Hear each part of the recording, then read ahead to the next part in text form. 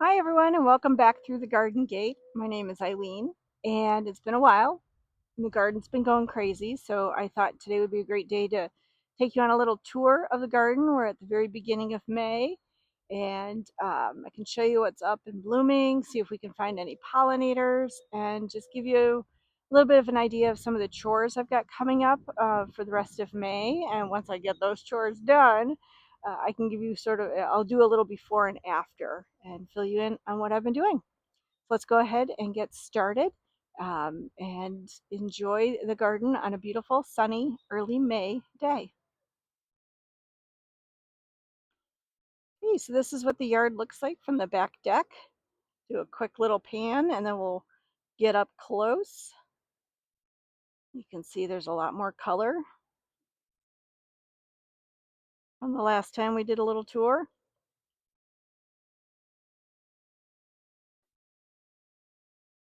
All right. So this part of the garden here, there's a nice big patch of bee balm or Monarda fistulosa. And you can see I left a lot of the stems standing from last year. And it's so hard for me to get this on camera, but there have been lots of tiny little pollinators that have been coming in and creating little nests, or, they're utilizing the hollow stems of these plants. So that's been fun to watch. We've got the native red columbine. It's right about to start blooming here. Now this is, it's pretty windy today. It's early May, and the last 2 nights we've had a frost. So Friday night into Saturday was pretty rough, and I've noticed a little damage on some of my natives, which is really unusual. But this bed here has really shot up. And one of the jobs I have to do is there are a lot of volunteer native plants in here from either around the garden or wherever. And some things I want to keep, some things I want to edit out. So that's one of the jobs I've got coming up in the next few weeks or a few days, hopefully, if I can find the time. This lovely little patch of violet has been just really fun to see. Oh, I just noticed something else blooming that I didn't know was blooming. But I just want to talk about the violet. It's native. It gets in the lawn. I don't mind it too at all. I used to get a little fussy about it in my beds, thinking, oh, it's going to take over. But now I leave it as a ground cover, and you can see that it's been spreading quite a bit, and other things are popping up through there. So I'm not worrying about it too much, but I did just notice tucked in here,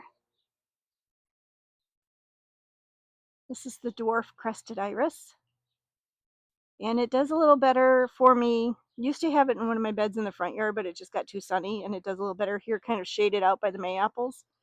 And I did actually just go through. You might be able to see some stems that are just, see if I can zoom in a little bit for you here. You can see some of those stems. I popped off a few of the May apple tops because they were crowding out my New England asters. And that's saying something. It's a little closer look up here. This bed will get 4 or 5 hours of sun as we get into the summer. So I can have things here that can tolerate part sun to shade.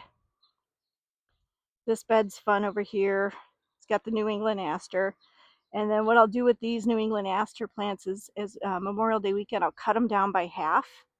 And then, and I'll do a video on that. And then around 4th of July, I'll trim them back a little bit more.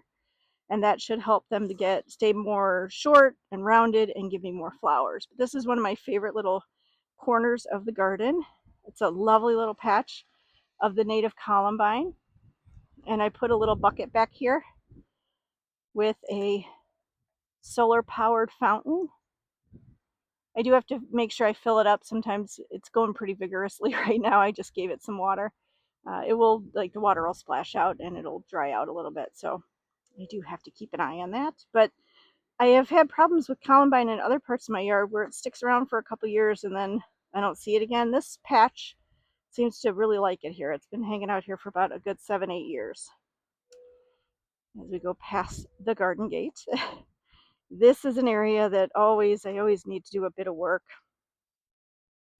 And a lot of the stuff in here is going to be blooming a little bit later in the season. So it's a little slower to get started, but as you can see, I've got lots of volunteers of things like asters and black-eyed Susans. And I do edit this out. There's some crabgrass that gets in here. So I play around in here a little bit and do a little bit more work. There's that cabbage butterfly. And when we do a front yard garden look at the garden, I could show you how I have my broccoli all protected. But here, I love these guys. They're just getting lots of competition right now. But the grass-like plant here is called blue-eyed grass, and it'll have really pretty flowers in just a couple weeks. Not in the grass family, but looks like grass, so that's how it got its name. This here is the Shorts aster, the one clump that I do want. There's another clump right there. And then behind it, that is Culver's root starting to come up. And along the back of the fence, I've got black-eyed Susans and purple coneflowers. Another big patch of the native violets here. These are some blue flag iris that are starting to come up. As we get into the summer, it's going to completely hide all this around the pond. The pond is still doing just fine. And then in front here are the wild hyacinths. And as I come in a little closer, you'll see these are the flower stalks. They should be blooming soon. I have a lot of volunteers and self-seeding of things in this bed, and that's okay. I leave some of it, and I just edit out what might be taking over. These clumps here are spiderwort, and those are just beautiful. So there's 1, 2, 3. I think I had put 5 in. Looks like 3 made it. Oh, there's 4. 1, 2, 3, 4. And we've got a few more things. This is a gentian, I believe, the bottle gentian. Oh, there's pollinators going in the stems, but you guys probably can't see it. Oh, that just makes my heart happy. And that's some bee balm from last year. You can see I also have a mess of creeping Charlie down in there. I'll get in there and pull some of that. And then along the side here of the where the violets are growing right now, in a little while, there'll be shoots of Joe Pye weed popping up here. Hopefully it made it through the winter. Oh yeah, I see some. So there's the Joe Pye weed right there coming up. And we will zoom back out. There's the compost bin. One of my jobs is to take that bottom little trap door off and shovel what's down below up to the top. That's my way of turning the compost. This gets some wild ginger. It does really well in my yard. So there's some wild ginger blooming here, or growing here. Speaking of blooms, it might be a little early, but I'm going to see if we have any blooms. Yeah, we do. Let me get the camera in here.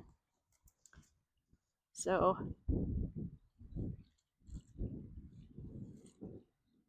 sorry, I'm bouncing you around. But those are the blooms for the wild ginger, and little critters crawling around on the ground are what pollinate it. And then here's some more volunteer columbine. My Jacob's ladder is starting to finish up its blooming. But I'll insert a video I took about a week and a half ago of just pollinators swarming a patch over on the other side of the yard. So some more wild ginger, wild geranium. This is pretty shady over here. So these are one of the last to bloom. And then we come around this bed here.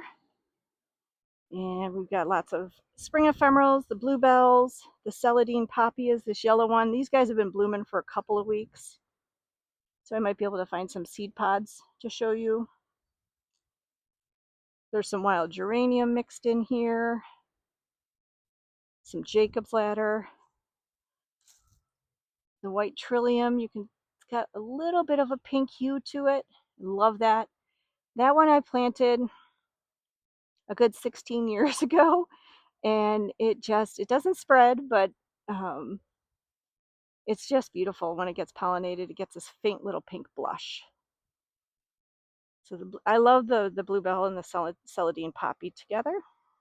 I put my wren houses out.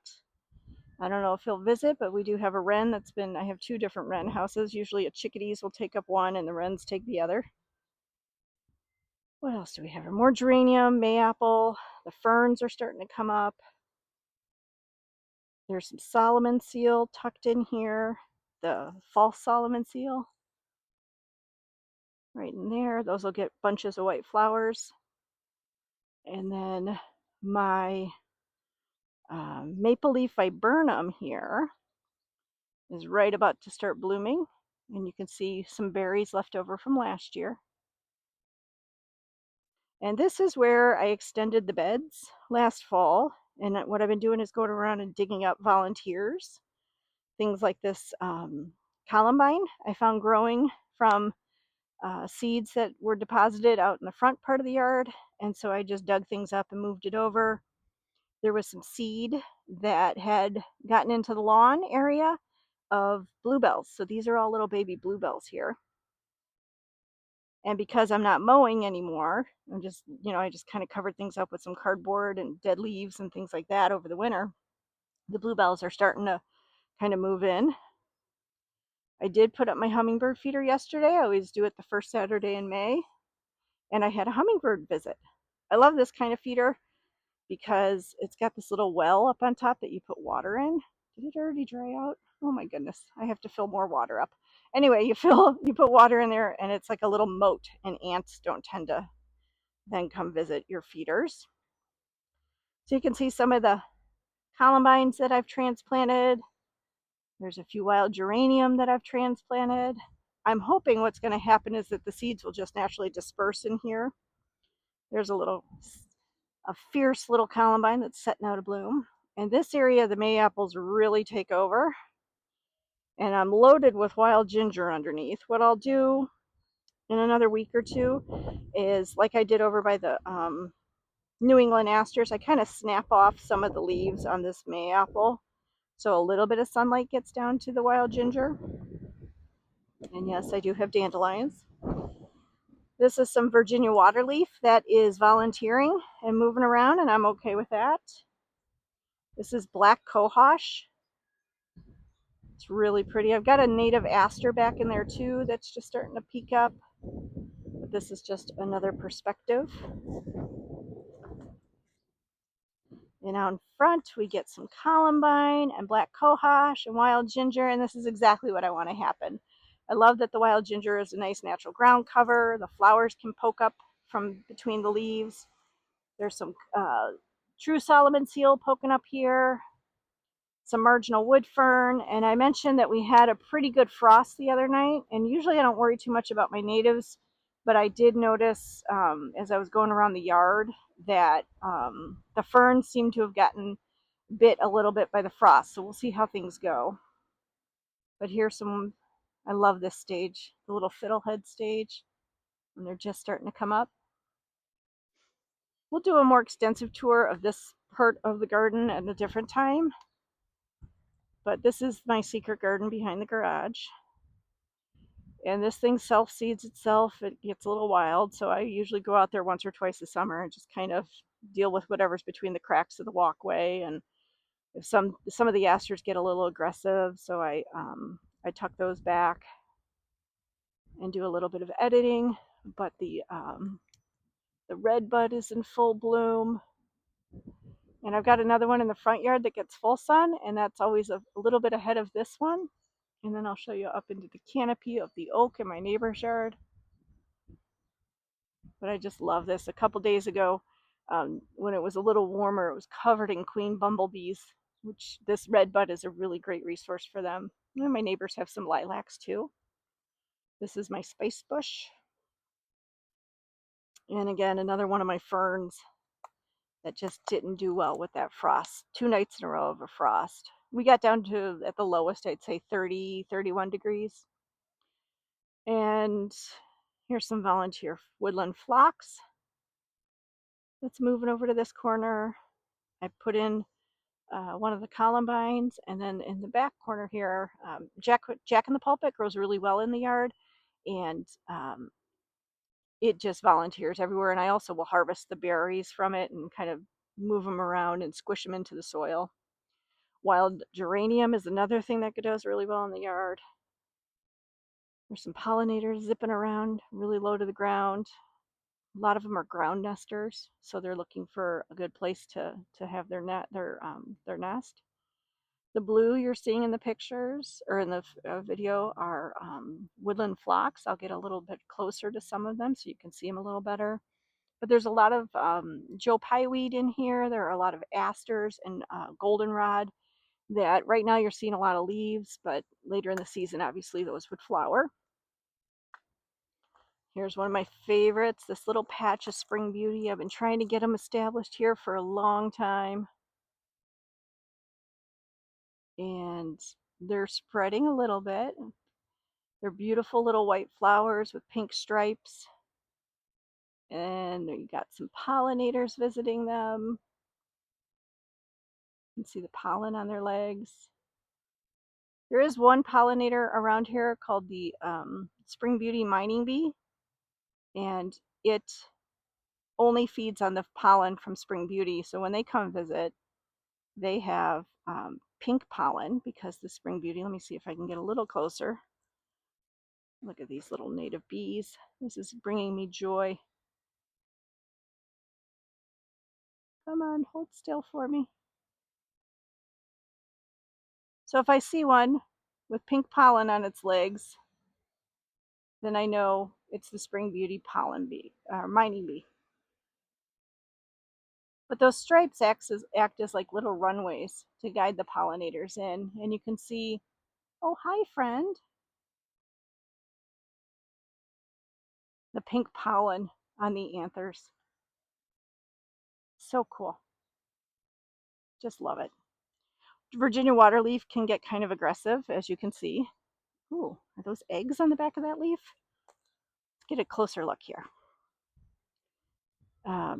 So I do kind of edit it out a little bit. I took a few, you can see a few bare patches, like just in front of that woodland phlox. I took a clump out and I added in some columbine to get some more columbine in this garden. I used to have a lot more.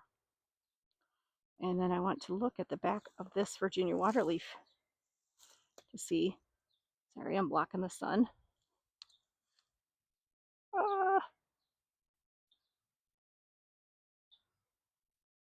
I don't know if those are leaves or I'm sorry, like a little fungus, or if it's an egg mass. Huh. Don't know. All right, so this is a different type of Solomon seal, and this one has already started blooming. It gets these little clusters of white flowers. I'll look at the scientific name and put that on the screen. I can't remember the scientific name of it. Oh, there's just so many cute little pollinators out today. I do tuck in a little water bath here, and very often I see the robins and the chipmunks and sometimes the dog taking drinks out of there or taking a bath, so that's fun. This Solomon seal here, starry Solomon seal might be the common name. It spreads pretty nicely, so I'm letting it just do its thing here. And this is another area where I expanded the garden bed into the lawn last fall, and I've been, again, digging things up from around the garden that are extras or self-seeded, and I've been moving them in here. I did buy a few bare root things, like they're not looking great. This is some wild ginger. I'm not too worried though. I think it'll do just fine. That was a bare root that I bought. I'm trying to get a border of wild ginger along the edge of the bed. This is a columbine I dug up from a different part of the yard. And there's some volunteers. That's a wild geranium I dug up from somewhere else. These are some sedges I dug up that I'll show you where the mother plants are. And I think it's golden star sedge. I have to look that up. And some more wild ginger. One of my favorite plants in the spring is cutleaf toothwort, and I bought some bare roots of it, and I've tucked them in. This is the only one that looks like came up. Unfortunately, right after I put in a bunch of the bare root things, we got a horrific couple of days of rain, and this whole back area was underwater. And I think the bare roots kind of got up and floated around somewhere, and I can't find them. So that's okay. We'll keep chugging along here. Some more sedges. These were some bare roots I got of the bellwort, and the dog seems to be tramping around in here quite a bit. And then these look like they might have gotten bit a little bit by the frost as well. So, and I'm not sure what these are, if I put them in or there's something that are just coming up on their own, because those might be some baby Solomon seal. I did go around before I put sorry, it's so windy today. Before I put the cardboard in, I did go around and squish in some berries from some of my Solomon seal. This is I just love this part of the yard in the spring. There's a lot of phlox, there's the geranium, the bluebells are just kind of winding their way out, the Solomon seal, the columbine. The grass-like plant you see is called Pennsylvania sedge, Carex pennsylvanica, and I just love how naturalized. Oh, and there's some Jacob's ladder too. And I just love how it's all kind of growing together and starting to look kind of like what it looks like out in our more natural areas. This here is one of the native anemones. That's really pretty. Again, some more phlox, bluebell, wild ginger. I'm sorry, I'm climbing over things here. These are some stems from last year's Joe Pyeweed that I have in the corner here. And I can get a little closer to some of the jack-in-the-pulpits. And a fern that I put in. You can see the fern's not looking great. This might be, and this poor little jack-in-the-pulpit. We have a family of foxes in the neighborhood, and they can climb the fence, and they're making my dog crazy. So between the foxes and my dog, some of this stuff is getting trampled pretty bad back here, and they're both also having a competition about marking their territory, and I don't know that that's all that great for the plants. This was one of the columbines I dug up from another part in the yard and put here. And one of my favorite trees, this is blue beech or musclewood. I'll put the scientific name up there, but I just love the delicate leaves. I might get a stake or something because the winds are coming in and it's starting to lean a little too much in a way that I don't want it to. So another maple leaf viburnum in this back corner. I used to have it tied up to that stake. I should probably retie it because it's getting battered by the winds. Another spice bush in the corner. And this is one of the wood sedges, common wood sedge, that I transplanted last fall, and it just took off like crazy. Here, see if I can zoom out, is a pagoda dogwood or alternate leafed dogwood. And I'm very excited because this has been in here 3 years. This is or 2.5 years. I think I put it in the fall of 2023. I used to, I think I've mentioned this before, but if you're new, along this whole fence line, I had 4 or 5 massive white oak tree or white pine trees that made a lot of shade in this part of the yard, and they had to come down. One of them had died. The second one was about to fall over. It had rotted at its base. And we've got the power lines running up through here. A big chunk of the one closest to the house fell on the deck and smashed the deck and blocked our exit from the patio door. So needless to say, they had to come out, and we also put in a new fence at that point. But anyway, I'm trying to get some trees along this side that don't get too big.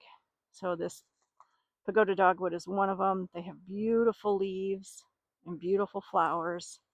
So I've just been tickled with how nicely this has come in, and I'm so anxious to see the blooms. And what I really love is all these natives down at its base. And let's get up here where, excuse the Christmas tree. I usually cut it up and use it for firewood during the summer when I like to have little campfires back here. But this is a really beautiful little spot. Within a couple days, these wild geraniums are just about to bust open, and you can see some of them towards the back there are already blooming, and these towards the front are about to. The woodland phlox is already blooming. And then this is that sedge that I was talking about that I put chunks in over in the new bed. The golden star sedge, I believe is the common name. And then I also extended these plant beds into the yard as well. And I've been digging up things like the Virginia waterleaf. I didn't want to do too much because it will take over. But here's some chunks of that common wood sedge. It's got a fatter leaf or a wider leaf. There's some wild geranium in here. There's some more of the golden star sedge.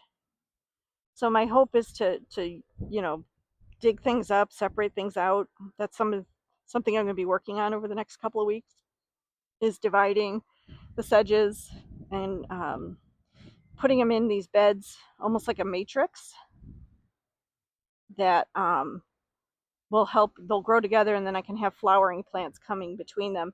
And then what happens is I don't get so much weed pressure that way. And you can see the leaves from the oak tree fall in here. I rake them in here and I just leave them. And the plants all come up just fine. So beautiful little area. Looks like the black haw viburnum is getting beat up by the wind, but it's about to bloom. And this one right here, I just gotta be careful where I'm walking in here, is buttonbush. And this is just starting to leaf out. It gets these gorgeous blooms, so I'll have to share those with you this summer. If I can get this poor viburnum to hold still, you can see it's just about to start flowering. And the pollinators will love it. And then it'll produce berries that birds and other critters can eat as well. Sorry if I'm bouncing around too much. Oh, yeah, lots of stuff got bit by the frost. So we had been warm, and a lot of things started a little too early. This is some Joe Pye weed, and you can see it's pretty vigorous though, so I'm not going to worry too much. And here is some Culver's root, a little bit more farther along. One of the things you can see, yeah, I do have a lot of leaves here, but I also try to leave a lot of bare soil. A lot of our native pollinators are ground nesters. Actually, most of them are ground nesters, so I try to leave bare soil that they can dig down in. And this patch of that golden star sedge, oh, some mallards are flying over. It's doing great. And again, this was in shade before, so I'm not sure. It gets looking a little sad and tired towards the summer when it's in full sun. So I'm slowly, like I said, digging it up and moving it back over into the shadier areas. And again, I'm just seeing how all these plants react. It's been 3 years since those big trees came down, and they get a whole lot of sun, especially in the summer. And this celandine poppy does really well in the shade, but you can see it's so much bigger than this stuff. And it gets just blasted by full sun. And then I had put in that starry Solomon seal here, and it does not like the full sun, so I usually dig some things up and move them, and I'll be doing that in the next couple weeks as well. This is a native shrub called ninebark, and it's leafing out quite nicely. It's got some really cool patterns on its bark. That's how it gets its name. It's kind of peely, grows super vigorously. I think that this is their third summer, and I put them in as tiny little 1-gallon plants, so they definitely grow fast. And I cut them back to keep them kind of managed, and they just get fuller. They're very forgiving. And then as we get into the really full sun areas, there's some things in the back, like there's a nice little clump of the Monarda fistulosa, the bee balm, and that does really well. And that's that clump right there is Shorts aster, which is a more shade tolerant aster, but it seems to do okay there. Oh yes, all the pollinators are back. Let's see if we can capture this for you. Lots of pollinators visiting, the phlox and the Jacob's ladder, the remains of the Jacob's ladder. Sorry, I can't get totally zoomed in, but it's been really chilly here. So the sun is coming out. We're going to get up to the mid to upper 60s today, and all of our pollinator friends are coming out and getting active. These are all native bees, and probably some flies and midges and things like that in there as well. But having these plants blooming at this time of year is just really important for them. What fun.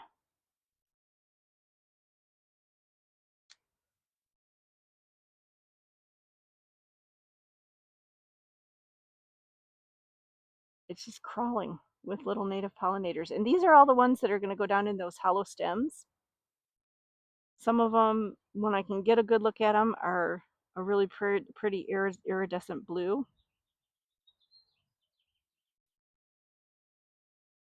Some birds calling in the back. It's a beautiful spring day. Here's some more evidence of that frost we had. I think the wild ginger didn't like it too much. I'm sorry, I'm just obsessed with these pollinators. In here are some native shrubs. They're not going to get much taller than this. This is shrubby St. John's wort, and later in the summer it'll be covered in yellow blossoms. Again, lots of these little pollinators hanging out, trying to go in and out of those stems. Got the bird bath up, and then all around the bird bath will be bee balm, the Monarda fistulosa, and it kind of comes up and makes this cool little nook of just tons of flowers and a little bird bath. Another shrubby St. John's wort over here. And then this is what that common wood sedge does. It grows prolifically. I may come in and give it a little haircut, dig some of it up, and transplant it.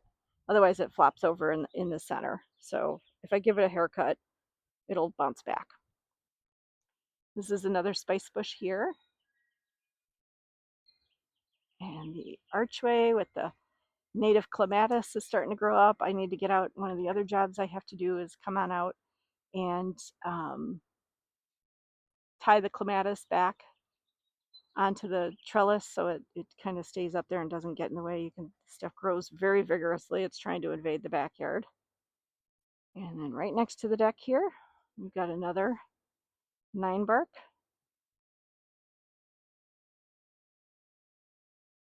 And underneath,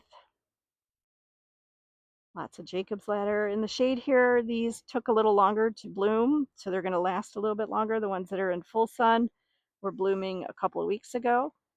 And we're going to go zoom in here so you can see the beautiful flower. Isn't that lovely? And then at the base of the deck, I've got a lot of ferns. And again, oof, they just got nailed by that frost. I hope they bounce back. This one I'm a little worried about, this little clump right here. It was looking great a couple days ago. And there's a lovely little pocket of Solomon seal, the true Solomon seal. I'll put that scientific name up on the screen. Some bluebells that are fading, some columbine. I just love the way things have sorted themselves out here. All right. Love this patch of columbine. And then this little bed has lots of Pennsylvania sedge that's kind of taken over. I know it looks like grass. I may dig out some of that and transplant it. That kind of sedge it grows more like a mat. I really like the sedges that are more clump forming in a formal bed, but this is just fine. But it's kind of taken over a little bit. I might take some of it out and get in something else that's blooming in here. That's it. That's the tour of the backyard. Thanks for joining me. I'll do a tour of the front yard and I'll post that on another video. And then I'll try and keep you up to date. But let's do one more little twirl around the yard.